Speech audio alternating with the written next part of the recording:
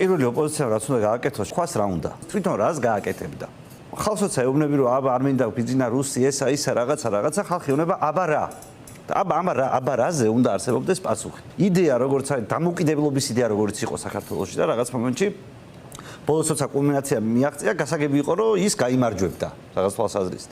აი ეს უნდა იყოს რაღაცა ტიპის იდეა, რომელიც ოპოზიცია რასაც თავაზობს საზოგადოებას, ეს იდეა უნდა გაიმეოროს ყველამ თავისებურად ახსნას. ამაზე შეიძლება იყოს დისკუსიები, რაღაცები, მაგრამ ჯერ ხო გეგმა არ არსებობს. იმაზე შეთანხმებაც კი არ არსებობს, რომ ხალხი არ ვაწვალოთ. მოდით შევთანხმდეთ და გირჩ უნდა მარტო ერთადერთი რაღაც. ხალხი არ აწვალოთ. თავრობის მიერ ადამიანების წვალებას რაც ეხება, მოდი დავждეთ და მაკრატლით შევკვეცოთ ესე. ეს ეხება რეგულაციებს, ჯარიმებს და რეგულაციებს, ჯარიმებს ყველაფერი, სადაც სახელმწიფოს და ადამიანების გადაკვეთა არსებობს. რითაც ქართულმა ოცნებამ გაგუდა ეს საზოგადოება. ეს არის სხვადასხვა სფეროს, ექიმებს სხვანაირად აწვალებენ, არქიტექტორებს სხვანაირად აწვალებენ, იურისტებს სხვანაირად აწვალებენ. აი ჩვენ გვინდა რომ ოპოზიცია შემოგვიერთდეს. აი ერთადერთ რამეში ებრძოლეთ კაცო ბიზნეს რუსულ რეჟიმს. რაც გინდა ქენით, თქო.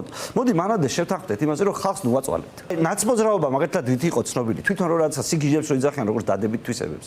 სინამდვილეში ხო ბენდუქიძის რეფორმებით იყო და როგორ შეიძლება შეფასდეს ბენდუქიძის რეფორმა თუ არა ხალხის წვალებაზე უარის თქმა 1000 ლიცენზია რო იყო და 150 რო დარჩა იმდენივე ნებართვა და ასევე მაგდენი რო დარჩა 80% რაღაც შეიცვალა რომ საბუთი აღარ გჭირდებოდა მთავრობასთან ურთიერთობა არ გჭირდებოდა ხო და მოდი მსგავსი რაღაცა მოვიფიქროთ და შევპირდეთ ხალხს რომ ვინც არ უნდა იყოს ხელისუფლებაში როგორც არ უნდა გადავნაწილდეთ წვალებას დავამთავრებთ ჩვენთვის არ გააჩნია მნიშვნელობა ჩვენთვის სასურველ საკითხზე მწვანე ღილაკს ვიდა ადამიანი არაწვალოთ კანონს ხარს ვინც დაუჭერს ადამიანის წვალებაზე უარს ნიკა გვარამია მეთქი ხო იცით რომ ნიკა გვარამია და ჩემი გემოვნება ძალიან განსხვავებულია ყველაფრით და როგორც მიმაჩნია მაგრამ ის იზამს ამას თუ ნებისმიერი სხვა ქართული ოცნების წარმომადგენელი რომელიც შეიძლება არანაკლებად ოდიოზური იყოს ვიღაცისთვის ჩემთვის არანაირი მნიშვნელობა არ გააჩნია იმიტომ რომ მეცოდინება რომ ამათ რაღაც კაი საქმე მაინც გამოგლიჯე წვალე ერთით ნაკლებია წვალების კანონი მივაღებინე ამ გაგებით როგორ გითხრათ ჩვენი პოლიტიკური თანამოაზრე ადამიანების გათავისუფლების საქმეში